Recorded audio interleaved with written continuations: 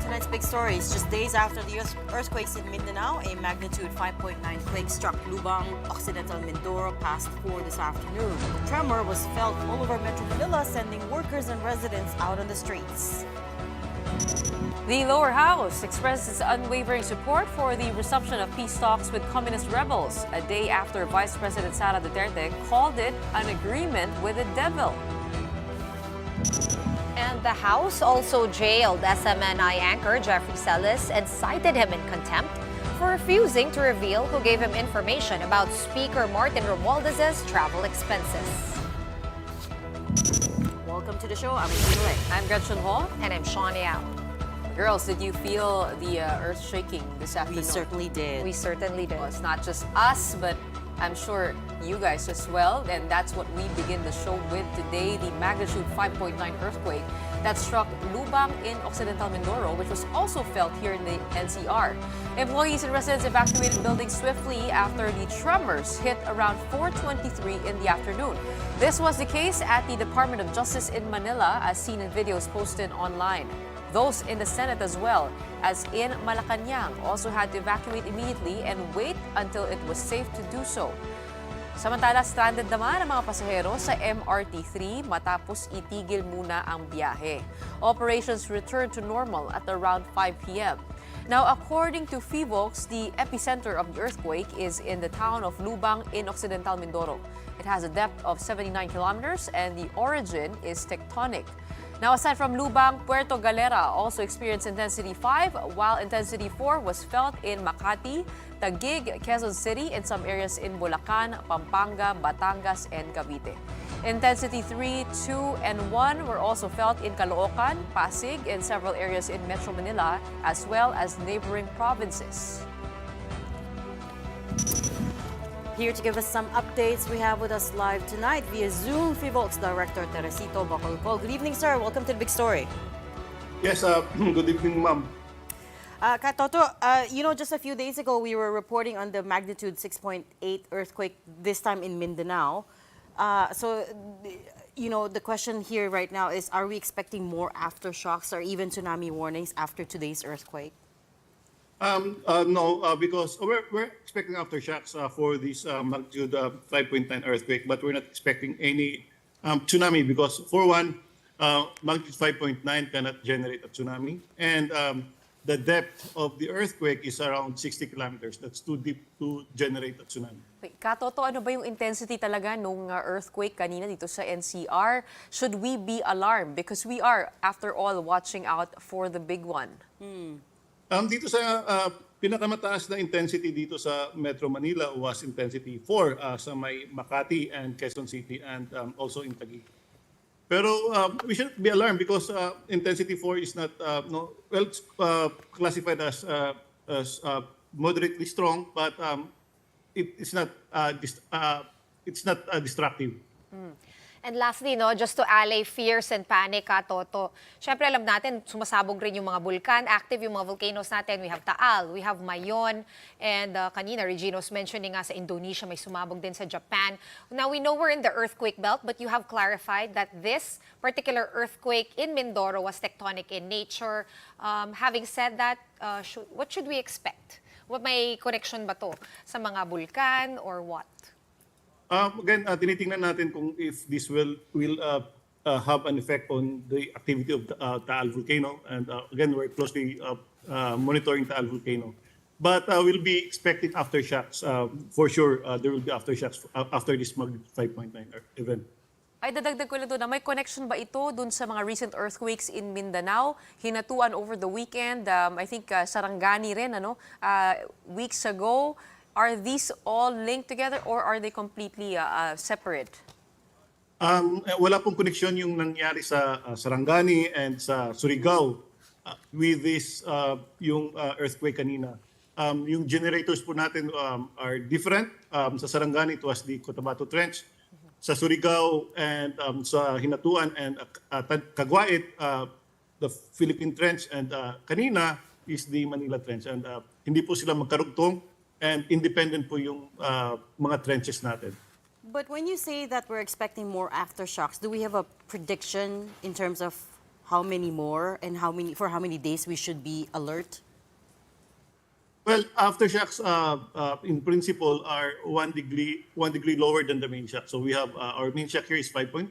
We would expect aftershocks to be the maximum would be around 4.9, and we would expect aftershocks to last for several days to several weeks. Okay, huling tanong na lang ka, Toto. Normal naman kasi magkaroon ng tectonic shift sa, if I recall, no, from grade school science classes, this normally happens. So, having said that, normal lang ba itong mga nagyayari natin na tectonic activities? Yes, normal lang yan. It only proves na Philippines is tectonically active. We have 6 trenches. We have many active faults. We have 175 active faults, and all of these are capable of generating light to major or even great earthquakes. So normal lang po yan.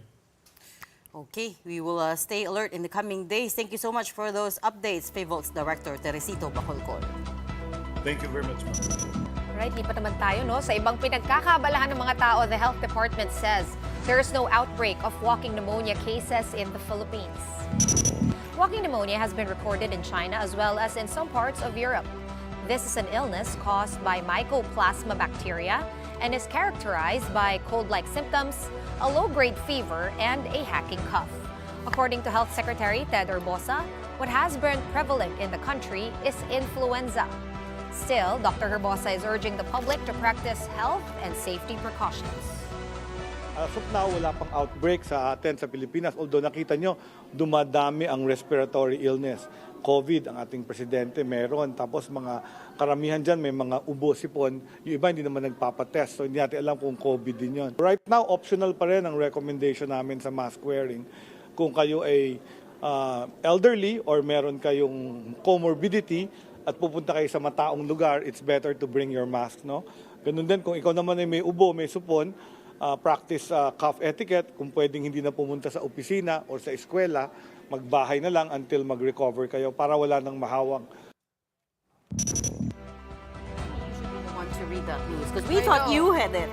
Yeah, actually, naubos ko na nga yung last 2 COVID tests ko sa bahay. It's time to, I was debating, meron pa kayo nagbebenta ng COVID tests ngayon? Kasi may holdover from Omicron pa. I think this is the answer to you had COVID I did weeks a couple of ago, weeks ago, right? yes. Now, And now President Marcos has COVID, and we also Senator know Villar, Correct. Cynthia Villar has and COVID. also Pasig Mayor City Vico Mayor Soto. ito si Dr. Guido David has noted that there is a 50% increase in daily cases over a period of 1 week. But the hospital occupancy in the NCR remains low at 18%. Right. So, Which is good. according to DOH numbers, no, out of 182,000 patients, nakadivide yun between cases with upper respiratory tract issues, divided between influenza A, B, and COVID. A good reminder. I mean, we're gonna go to parties Oh yes, that's this right. Christmas, right? So it's good to be on guard. So for like all of Shawn that, said, right? mabubuking na who you party with. If you all catch COVID at the same time, right? That's one way to So trace Shawn, it. No, last word, no, Exactly, finally, who did you may party face with? mask na ulit yung bag ko for the first time in so long. Okay, we're gonna pause for a quick one right now, but right after that, we will be sitting down with National Security Council Assistant Director General Jonathan Malaya to discuss a host of issues, including restarting peace talks with the rebels and the swarming of Chinese boats in the West Philippine Sea. Stay with us.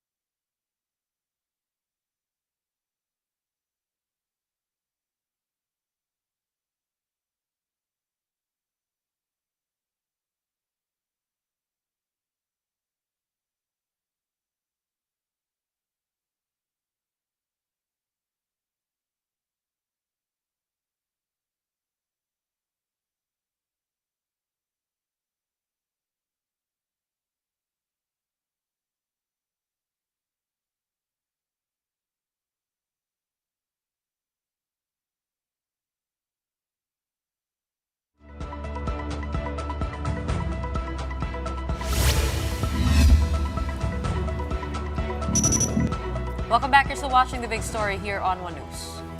After Vice President Sara Duterte spoke out against the planned peace talks, House leaders have now stepped forward too, this time to do the exact opposite. Party leaders at the lower house issued a joint statement saying, "We collectively express our unwavering support for President Ferdinand Marcos Jr.'s initiative for peace and national unity."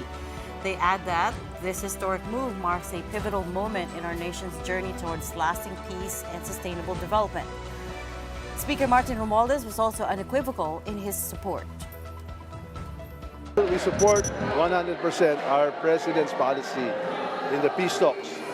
And it is also perfect timing. It is Christmas. It is the time for peace. In a separate statement, Speaker Romualdez defended the peace negotiations, saying, "Bakit tayo matatakot makipag-usap kung alam nating malakas ang ating sandatahang lakas at matatag ang ating republika?" He says this is more than just a political maneuver and that the peace talks serve as, quote, "a chance to mend the fissures that have long divided our nation." Of course, this is a response by the House on what the Vice President said about the peace talks, that if the President and this administration does proceed with it, that it will be an agreement with the devil. But let's put it into perspective, you have to understand that Vice President Duterte, her experience as a mayor, had her really fighting, I think, pretty much on ground with the forces of the NPA. So baka iba rin yung perspective na pinanggagalingan niya We do compared to know other lawmakers. that this is a pivot from how the Duterte administration handled this. Sa simula, they were trying to negotiate with the rebels. Tapos ngayon napunta na sa they completely junked it and Close the door on even called them talks. terrorists, Yeah, right? We also have at Teachers Party list, Representative Franz Castro responding. Take a listen. Ano ba yung mas devil? Yung magtuloy-tuloy, yung advocacy na magtuloy-tuloy yung gera o maging peaceful, 'di ba, ang ating bayan? At alin ba yung mas devil? Yung gumasta ka ng 125 million na confidential fund na wala namang authorization mula sa Kongreso. So tingin ko yun ang mas devil. And of course, so one side that everyone's eagerly awaiting for is the side of the AFP, because they've already invested so much lives also into this fight, into this struggle over the last 5 decades. But I understand that when he was asked for comment, AFP spokesperson Colonel Medel Aguilar had said that the Oslo communique is aligned with the resolve to end the armed struggle. Let's listen to what he said. We want the CPP, NPA, and they have to abandon armed struggle. So, nakikita po namin na the alignment is there as far as the objective of our campaign is concerned. Nakikita natin yung merit nitong pag-open ng discussion. And last night, wala ka dito, Shawn, in defense of VP Sara, we had the AFP Public Affairs Office Chief Colonel Circes Trinidad, and he cited previous experiences of the peace talks falling apart. Sabi ko nga, the Duterte administration also tried that. Yes. Sinasabi niya, there is some caution there, and if you missed last night's episode, here is what he said. When they enter the peace talk, they would demand something like freeing of these political prisoners, all of these particular demands. And yet, at the end, the government is in the losing end without their promises or their part of the deal not complying with it. I think the government right now is very watchful and will not enter to such agreement.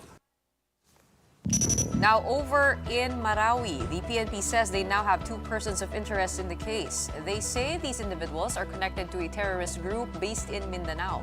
The AFP's Task Force Marawi has printed out the name and photo of one of the suspects who they believe is a member of Dawla Islamiyah Maute. They posted the printout on a checkpoint located at the entrance of Mindanao State University, where the bombing took place over the weekend. But we opted not to reveal for now the name and the face of the suspect, as the PNP says they are still verifying their identity. Aside from the 2 persons of interest, the PNP is also looking at 2 other suspicious individuals spotted outside the gymnasium before the bombing who may have served as lookouts. Yung dalawa po nating identified POIs ay May mga pangalan na rin po tayo, but I hope you understand na hindi muna po natin po pwedeng i-reveal ito. But what we can share to you ay it appears na affiliated po ito sa isang local terrorist group operating in Mindanao, and they have previous criminal records. Kaya po nakakuha po tayo ng identification nila. Earlier today, the NBI Counterterrorism Division also arrived in Marawi to help with the investigation. They processed the crime scene and are now searching for additional evidence. Classes are currently suspended at MSU. Students and teachers are currently undergoing psychosocial intervention. Classes are expected, however, to resume by Monday, while soldiers and police personnel will remain on campus to ensure their security. Representative Zia Lonto Diong believes that there were security lapses that led to this explosion, which Senator Bato de la Rosa says was unfair to pin on the police. I think something is wrong with our intelligence gathering. So kaya nga by next committee, by next appropriations budget, gusto kong erase itong intelligence, yung fund, kung saan nagagamit. Kasi kami yung nabibiktima. I mean, I don't know with the rest of the other areas in the country, pero we are taking all the punches Very unfair din sa mga security forces kung papanagutin mo sila sa gano'n na sabihin mo in failure of intelligence. Dahil as far as din talaga, honest to God, sabihin nila, o kung sabihin man lang na wala silang na-monitor, wala talaga. Ibig sabihin, below the radar yung kanilang yung activity na yan. Well, was there a failure of intelligence that led to the Marawi blast? Let's ask that question to National Security Council's Assistant Director General Jonathan Malaya. ADG, good evening. Thanks for being here again. Thank you for having me. Pasensya na for the hard question right off the bat, but was there a failure of intelligence? You heard both sides of the argument from Representative Adyong and Senator De La Rosa. Well, I don't think it's for me to answer that question. I think it's for the intelligence community to answer that question. But it's really possible for these types of events to be under the radar. First and foremost, the violent extremists in Mindanao have been decimated already, and they're now, what we have are the remnants of the groups that were responsible for numerous attacks in the past. So, these are their last actions that they're doing. Unfortunately, this led to deaths in Marawi, in Mindanao State University. So it's really for the intelligence community, for them to say if there was a failure of intelligence in this regard. Are we sure though, ADG, na nasugpo na talaga natin for the most part, yung mga extremists sa Mindanao? For a while kasi that was dominating the headlines. Yes. We had all-out wars. That's what we grew up to. Now it's like we're moving to the West Philippine Sea as well as other threats, external threats. That's what you'd always tell us also, because yung internal threats natin are more or less controlled. Does this not show na maybe we have to take a second look? Not necessarily. We're very confident that we have decimated already the main structure of the violent extremists in Mindanao. We say this with confidence because we have seen the number of attacks go down exponentially since the passage of the Anti-Terrorism Act, since the decimation of the ISIS Mauti group during the Marawi siege, and the number of surrenderies that have gone back to the government. In fact, in the Global Terrorism Index, we have gone down significantly. Before we were at the top 10, we're now at the number 18. So definitely, if you go and ask the people in Mindanao, even the security forces, they will tell you that it has been relatively peaceful. There is a functioning government there. There's the BARM government, which has been functioning under the Bangsamoro Organic Law for the past several years. So all of this has led to peace in Mindanao. Basilan is peaceful, Sulu is peaceful, but unfortunately, the remnants are still able to makes such attacks as we saw over the weekend. Let's clear the details over the bombing. Ilan na yung death toll ngayon? The other day it was 4, pero may reports po na 10 na raw. What's the official number? And what's the latest on that? The latest that we have is 4. It's still at 4. I don't know if this number has been added. As you reported, there are now 4 persons of interests, and we have determined that these individuals have criminal records and are linked to local terrorist groups. So All from Dawla Islamiyah? we're trying to determine really. I cannot say right now the affiliation of these for national security reasons. But what we're really trying to verify is, are these individuals really directed by foreign terrorists? That's really the big question. What kind of foreign element was involved? Because these groups in the past have pledged allegiance to ISIS. So it's very easy for ISIS to claim responsibility. But what kind of involvement they have, that we have to determine. So out na dyan yung mga Jama'ah Islamiyah, the other groups within the region that are operating that are also, I guess, considered foreign, but perhaps not as big as ISIS? Well, I think we have to give the investigation time to roll. This is very fresh. Okay.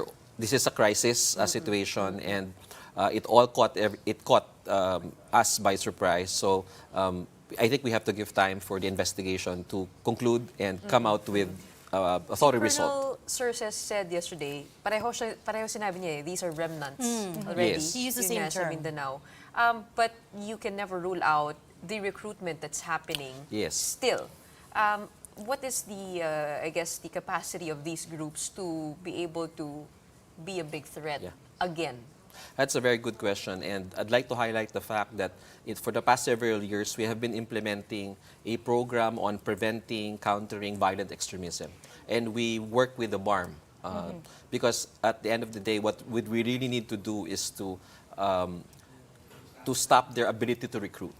So there are three things that we're looking at. Number one is to stop their ability to recruit, to radicalize young people. Number two is terrorist financing. And we have had success because of the Anti-Terror Act and the freezing of assets used for terrorist activities. And of course, thirdly, focused military operations to finally decimate the remnants of the violent extremists in Mindanao. Well, apparently, last night... But again, when we say remnants, we don't mean zero rebels, right? That's something that Colonel Trinidad also clarified last night. He said just because we declare an area like Basilan rebel-free doesn't mean zero na. Yes. Unfortunately, that's the reality of the game. The problem in Mindanao is a long-standing problem. It's rooted on historical injustice, and there will always be reasons for such people to, there's always grievances. No? As mentioned by Congressman Sia Andalong, Adyong himself, when he said that there is a need to fast-track the rehabilitation of Marawi because it's creating issues and problems for government. So I think the assessment of Colonel Surses is correct. This is going to be a long-standing problem. What is important is that we institute a necessary preventing and countering violent extremism program to keep them at the minimum and have the necessary security forces deployed in Mindanao so that we can make sure the safety of our communities. So last night, AFP POW Chief Trinidad also said that this could just be a message signaling a bigger threat. I believe we have a soundbite from last night. Let's listen to that and get your reaction after. This could be an isolated case, but from the previous situations wherein we had our Marawi siege during that time, and we don't want that to happen again. And we are actually finishing all of these remnants of these particular groups who have consolidated in Marawi City. And maybe, we cannot say actually if this could be a way of them saying that, hey, we're not yet done. Your thoughts? Well, there's no guarantee. There's no guarantee. Terrorism is a complex phenomenon, so there's really no guarantee, and we hope that this is not the beginning of something bigger. But I think the AFP and the PNP did the right thing, placing the Philippine National Police on heightened alert in the rest of the country while putting the pro-BARM region under red Yung alert. pagpapababa ng armas, that comes in exchange with livelihood programs, Yes. with benefits for the former rebels. Yes. Are you also processing that? Yes, we're now at the decommissioning stage of the Bangsamoro, as part of the Bangsamoro normalization Kasi nung pumunta process. kami dun sa Basilan, Yes. ang sinasabi sa amin, hindi pa raw nabibigay. Yung kanilang inaantay, 1 million pa nga. Yung sabi nila 1 million daw ang pinangako sa kanila. Yung tinanong ko ngayon si Carlito Galvez, ang sabi niya, 1 million in total, In total. package, kasama na yung housing. Yes, yes. Oo. Hindi yung 1 million cash. Oo, yun. Yun nga, I clarified that with him. But that's also a major concern, to get them to settle down and to finally accept that they are on the other side of the equation already, para hindi na ma-recruit ulit, di ba? Yes. May katotohanan ba na hindi pa nila natatanggap, or is the rollout really in Oo. tranches? The rollout is ongoing, and it would be good for us to take a look at that specific situation. Which area in Basilan is this? Doon pumunta kami sa MILF camp mismo. In Kila Commander Danas Nawi. Okay. Actually, yun ang sinasabi sa amin ng mga Sige. kinakausap namin We'll take a doon. look and we'll try to address that Yes. problem because Alright. there are funds available for this purpose. The OPAPRU and Secretary Galvez team is the one in charge of this, and they have given us reports that they are continuing to do the decommissioning and the normalization procedures under the Bangsamoro Right, process. ADG, you're also talking about like causes, the root causes, which is social injustice et al. Right? Yes. This is also the same reason when we hear and CPP, NPA, NDF Yes. rebels. Are they getting offered the same deal now that there's a fresh round of peace talks? What is the plan on the security front? Are we still as on high alert when it comes to these rebels? Kasi ganun din yung story. Marami na rin nagbaba ng armas at Yes. nag-surrender at nag-convert to the side of the government. What is the picture there? Well, even before the exploratory talks that were announced through the Oslo Joint Communique, we have had already a process called the local peace engagement. So this is what has been successful. The local peace engagement entails the local police and the local government units talking to the guerrilla commanders on the ground. And we have had success in many surrenderies already. So from a high of 89 guerrilla fronts some years back, we are now at 15 weekend guerrilla fronts. So government is winning. Yeah, we are at a strong negotiating position insofar as the exploratory talks that have been announced are concerned. Is it just the leadership now that is in the gray area, or because you're talking to the grassroots, Yes. diba? The guerrillas, but the ideologues at the top, the CPP, we all know that, of course, a lot of them have also already passed on. So how's that situation helping, if at all? Well, I think this is my own personal assessment. I think that they feel that they're pushed to a corner now. They see that their support among the Filipino people has waned. They see that the millennials don't care anymore about an armed struggle. They see that their ideologues, as you said, have passed on. Joma season has passed on. The Chamsons have been killed and in Samar Island. And they see that at the twilight of their lives, they see the possibility of transforming the CPP and PNDF into some sort of a political party, just like what happened in Northern Ireland when a peace settlement was signed with the United Kingdom government. So I think that is what fuels their desire to negotiate with government this time. They agreed to lay down their arms. They agreed to abandon the armed struggle in exchange for exploratory talks. And I think it's important for government to take that chance because that means less violence. Because if we can save one life for the purpose of peace, then why not take that chance? I don't think it's just this time, though, because we did also speak to NDFP Chair Julie De Lima, Yes. the widow of Joma Sison. Yes. Sorry, I don't know if she's the chair or her She's, exact... I think, head of the negotiating Correct. panel. At the moment, At she's head of the interim, negotiation. yes. And we spoke to her a few weeks ago, and she said they've always been open to negotiations, to peace talks, to, meeting halfway. But in any case, the question that I have right now is why is there no ceasefire, right? General Romy Browner himself has also said operations will continue even though you're resuming peace talks. So what's the logic behind that? What was agreed in Oslo was not a continuation of the failed peace agreements or the failed peace in the negotiations under the Duterte administration. Mm. This is really a new track, no? Because when we say it's a continuation of the previous, then you're talking about Karil, you're talking about Caser and all of the previous agreements. There were no preconditions that were agreed to. So what we have right now are simply exploratory talks, no? Discussions on what possible parameters we can undertake. They're still called terrorists now. As of now, yes, because well, we've heard that they're requesting that the terrorist tag be lifted, but there's a process to that. You know, that designation came from the Anti-Terrorism Council. It went to a process. So the removal or the lifting of the terrorist tag will also take some time. I think the proper procedure is if a final peace settlement, and you know that is our dream, no? If a final peace settlement is signed between the National Democratic Front, CPP-NP, and government, then that will lead to the lifting of the terrorist tag, and then they can avail of the amnesty. So Wait, there's ADG, really before- a path towards Right. that. Right. Real quickly, before we go to break, because I know we're due to go to break, something you said caught my attention. They have agreed to lay down arms. We're Yes. talking about- Yes, they. Can you talk to us more about that, the specifics? Well, if you that can? was what was relayed to us by Secretary Galvez, that the beginning of the talks in Oslo was they would like to end the armed struggle. So since they have this commitment to end the armed struggle, government will be irresponsible if we don't take that chance, because a final political settlement would benefit government and them as well.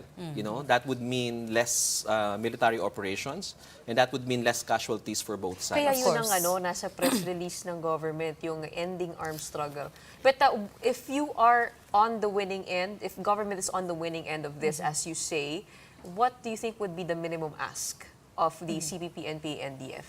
Well, the joint communique talks about the transformation of the CPP, NP, NDF. So that's jargon for laying down the arms, of abandoning the armed struggle. They want So to transform into a movement. they want to transform into a legal movement, that works within the democratic space. Now, as to the minimum ask, they have a lot of asks. They want the release of all political prisoners, quote unquote. They want the terrorist tag removed. They want suspension of military operations. But the success of these exploratory talks will depend on the sincerity of the CPP and PN. If they can show sincerity. At yun din ang sinabi nila, iniwan daw sila ng Duterte administration in the middle of the talks. No, that's unfair. Because I can cite many examples wherein we were having these negotiations during the previous administration, and they were making attacks on government forces. In fact, the Presidential Security Group convoy was ambushed in Mindanao. So that was the cause of the collapse of the talks. Okay, I'm sorry. We can talk about this for hours, but we have to go to commercial break right now. So stay with us. We will continue our discussion with NSC Assistant Director General Jonathan Malaya when the big story returns. Keep it here.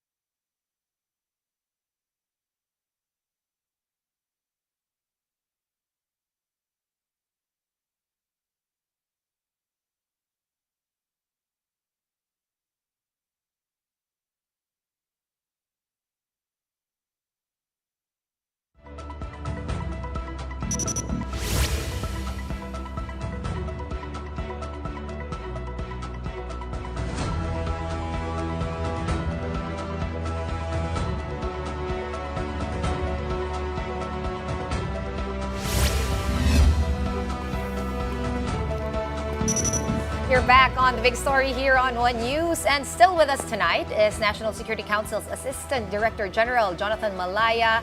We were having a big discussion, of course, about what happened in Internal Marawi. threats. Yes. Internal threats. Ngayon Shall we now naman, move on to external. external threats? Okay, what's going to happen over the weekend is, of course, the Christmas convoy Yes. to the West Philippines. And you're going. Yes. And you're going. Yeah. Security, ano yun? Huwag mo muna i-announce. Okay lang, NSC naman siya. Hindi, sabihin ko I won't na. tell anyone. Sabihin ko na. It's our secret. It's our Made in secret. China, gano'n. Joke lang. Hindi, kasi yung nakita po natin na swarming over the weekend. Yes. I Yes. read on the news that this isn't new. This also happened in 2021. Yes. Tell us about the gravity of the situation now there in Julian Felipe. Well, Julian Felipe is like a favorite spot for the Chinese maritime militia. We always monitor hundreds of them there. But I think this is the most number of Chinese militia vessels we've seen. And also, it has the best photo of it, the optics. The layout. Yeah, the layout, because they're all beside each other. Magkakatabi. They look brand new, and there's no one walking there. Kasi You dati know, magkakahiwalay sila. magkakahiwalay. kahit nandoon. So obviously, it's just placed there to send a message to the Philippines, that we are changing the facts on the ground and that this is our territory. So they're spending a lot, no? They're really spending a lot on All this. new. So, hindi, mga fishing vessels ba ito? Militia? These are militia These are vessels. militia vessels. Unmanned militia. But Yes. Chinese Foreign Ministry spokesperson Wang Wenbin said it's justified and lawful for Chinese fishing boats to operate or shelter from wind in the area. Not rain this time, but wind. And the Philippines is in no position to make irresponsible remarks. That's Again, also not new. Yes, They've it's also said that. not. It's also not new, and it's really,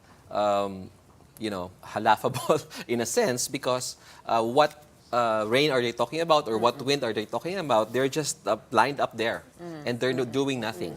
So I take it, ADG, you're not alarmed over that show of Should we be militia alarmed? might. The Christmas convoy. It's alarming in a sense because there's a lot of them. But what we have done is to, fly the flag. So we also sent our ships to monitor. We did some radio challenges.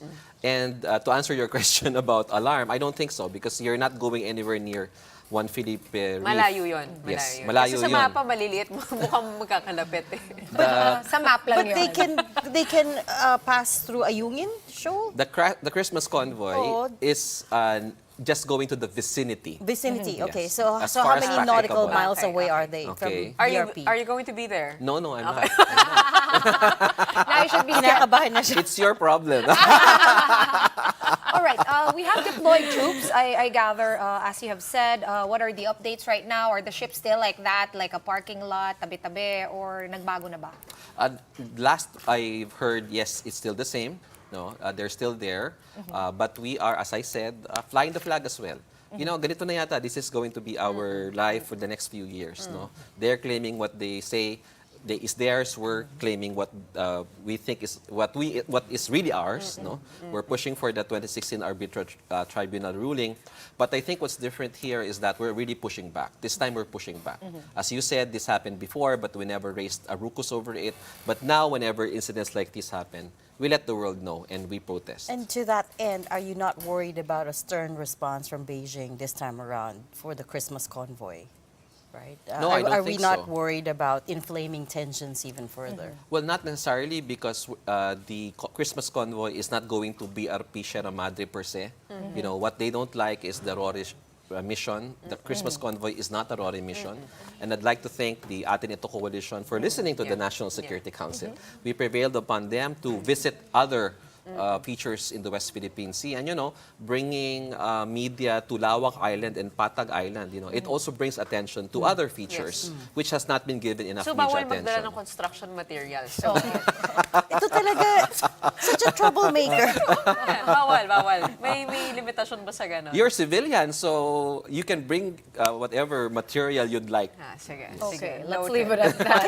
Can you not, please? We need a co-anchor. Can you not? She's creating a diplomatic situation Kaya nga with the People's Republic of China. Well, there is some confusion over these Spratly Islands. There are several countries claiming the different islands. There's Vietnam, there's China, there's Taiwan, there's the Philippines, there's also Malaysia. Sabi po ng kasama namin kahapon, si Attorney Gilbert ay from Center Andres. Law, kapag ka ikaw daw ay nag-occupy ng isang island, you have or you own the territorial sea around it. 12 nautical miles, yes. 12 nautical miles. So in this sense, Attorney Harry Roque said back in 2021 that we do not own the Julian Felipe Reef. What's clear to you on Julian Felipe and the Spratly Islands? What is clear about Julian Felipe is that it's inside the Philippines exclusive economic zone. Okay. And there's no one occupying it because it's a reef. Therefore, it's the Philippines that has exclusive authority to utilize the resources. Yung Chigua Reef, is it occupied by the Chinese? Sorry, which... Chigua. Oh, I'm not very familiar. Because yun ang nasa sa tweet ni Philippine Coast Guard J. Tariela, Commodore J. Tariela, na yun daw ay tawag dito, yung Julian Felipe is within the territorial sea of Chigua Reef. Okay. The Philippine position is all of the features within the 200 nautical miles exclusive economic zone is part of the maritime entitlements of the Philippines. Therefore, we have sovereign rights over that, whether it's occupied by China or not, or whether it's occupied by some other country. Speaking of that, because yesterday, nabanggit din ni Attorney Gilbert Andres, na one of the recommendations they have is to be able to, for the President to have a proclamation clarifying our maritime entitlements. So that, enumerating one by one. Yeah. Whether Okay. it's a low tide elevation. Yes, we raised this with the Department of Justice, and according to the Department of Justice, under international law, the 2016 arbitral ruling is immediately executory and implementable, and it's binding to both the Philippines and China, the parties to the arbitration. Meaning we don't need a presidential. No, we don't need. According to the Department of Justice, there is no need for a presidential proclamation. What is being done in Congress, which the Archipelagic Ceilings Bill and the Maritime Zones Bill, is putting into domestic law what has been awarded to us under international So law. sapat na yun. Sapat na yun. So whether, in fact, okay na rin yung 2016 arbitral ruling in itself, but mas maganda if we fortify it into domestic law as well, so that maklarify na rin natin under domestic law our maritime entitlements and the areas where we exercise sovereignty, which areas we exercise sovereign rights, and which areas we exercise Last question, ADG, wait lang. Because they're reclaiming the features. That's the problem. Like right now, they're just features. But once they start reclaiming it, then people can actually inhabit these features. Yes. Well, they build on it. Yeah. Yes, They build islands. That's why Ayungin Shoal is very important. Because if we remove BRP Sierra Madre, I bet you 100 million pesos. The next day, the Chinese will come in and reclaim and build the military base. Well, you have 100 million pesos. He's I wish I confident he will not had. lose I wish I had. the 100 But you million know, pesos. when you look at Ayungin Shoal, it's really an expansive shoal that has the perfect conditions for reclamation, and they did that in the other features that they reclaimed. So it's very important for the Philippines, and Ayungin Shoal is near Reed Bank, where there may be deposits of oil. So it's important for us to keep our presence in Yes, Ayungin the recto Shoal. bank yun diba? Sorry, recto bank, yes. Yeah. However, yung reclamations nga, what's the Philippine position on that? Are those being considered as an invasion of our territory, or We have will that protested. be, We have protested the reclamation many times in the past, and the 2016 arbitral ruling also declared the reclamations as illegal. But I think the Hague ruling did specify that the Spratly Islands do not constitute the Philippines' EEZ. Is that correct? The arbitral ruling did not rule on sovereignty. Yes, correct. What it ruled on was the maritime entitlements. Yes. So insofar as the exclusive economic zone of the Philippines is concerned, and the features found in the exclusive economic zone, it is the Philippines that has the authority to utilize the resources. And that is what we're fighting for. Okay, ADG, we're getting the signal that we need to wrap up very soon, but very quickly, we need to ask you about TikTok. Again? Last time we had you here, Yes. you said you were reviewing whether to Yes. ban TikTok on government devices. You had Tof Rada here? Yes, we did. Yes, okay. So Ano yung we had update? a very good talk with Tof Rada in the National Security Council. In fairness to him, he was the one that contacted us and we had a good talk. He explained the position of TikTok and we asked him for a position paper. And his position paper has been forwarded to the task force. No, he's trying to explain and of course defend TikTok against cyber espionage charges. So the position of TikTok and the position of government is now being discussed. What is being done right now is a threat assessment. How credible is the threat of TikTok to the security sector, only to the security sector, because I don't want to alarm the rest of the public. Yun nga eh. Madami magagalit sa inyo. Madami magagalit sa akin. We're not sure kung na-misquote kayo kasi nung start, no, when we had you here, we were just talking about government-issued devices. Yes. And then parang the headline as of last week was more like ban in the Philippines. Yes, I don't understand where Yun that nga came eh. from. Paki-clarify na lang, Nabasa no, ko rin ADG. sa diary yun. Nagulat Oo, ako. nakita ko rin eh. And I have not been speaking about TikTok because I don't go to TikTok. This issue just came up in one press conference and I was just asked out of the blue and I answered that we'll study it and now we're here. Okay. So just to assuage the fears of the Final general word, public, yes. no, Ano ba? there is no plan whatsoever to ban TikTok among the general public. Okay. The plan merely is to ban it on government devices and or devices of security sector personnel in the private in government. No? Just like what is done in Australia and in many other countries who have done their own studies and have discovered TikTok to be a security Do we threat. have a timeline for when might you make a decision? You know, I'd really like to finish this issue because it keeps cropping up. Hopefully this December, if not January next year, Okay. we'll have that and we'll be prepared to Finality. defend. And we'll- Whatever decision government makes, we will be ready to defend it to the public. Call you again But when please that don't time worry, comes. okay? We're not planning to ban TikTok among the general public. Okay, we're going to have to leave that there for tonight. Thank you so much for all your updates and insights. National Security Council's Assistant Director General Jonathan Malaya. In other news today, it has been a heavy news day. SMNI anchor Jeffrey Celis has been ordered detained by House Committee on Legislative Franchises. Celis refused to disclose the source of his news about House Speaker Martin Romualdez' alleged 1.6 billion peso travel fund. Now, during the hearing this afternoon, lawmakers attempted to press Celis to reveal his source. Now, instead of admitting, he requested to expunge his statements about it from the records of the House, claiming a violation of his constitutional rights. And this really angered the congressman. No, your manifestation is out of order. I am requesting. Do not lecture us. No, I am about not the rules lecturing. of this I am committee standing and up for my right. We might cite you in contempt. Then so be it, Your Honor. You challenge us? Yes. Okay. If What's that the will question, be Mr. seen in the Chairman? nation na walang karapatan ang mga invited guests dito na magpahayag, Your Honor, with due respect to you. Navotas Congressman Toby Chanco attempted to persuade Celis during the executive session to disclose his source there instead, but Celis still refused. In the end, fed-up congressman held Celis in contempt and subpoenaed his two phones. There's also a resolution filed by Party List Representative Margarita Nograles urging the National Telecommunications Commission to suspend the operations of SMNI. All right, now before we go, like we have been saying, it's a heavy news day. There's also some big news over in entertainment. And that is our big picture tonight. The afternoon trio of Tito, Vic, and Joey, collectively known as TVJ. Now, this is after the Intellectual Property Office ruled in their favor, canceling Tape Incorporated's trademark registration of Eat Bulaga. The IPOPH ruled that TVJ has absolute and exclusive right to register the Eat Bulaga trademark, saying they provided sufficient evidence of having originally coined the term. And here is the trio captioning their post, "Isang libot, isang tuwa, buong bansa, buong mundo, Eat sing Bulaga." I can't. I lost my voice. But I'd be so willing otherwise.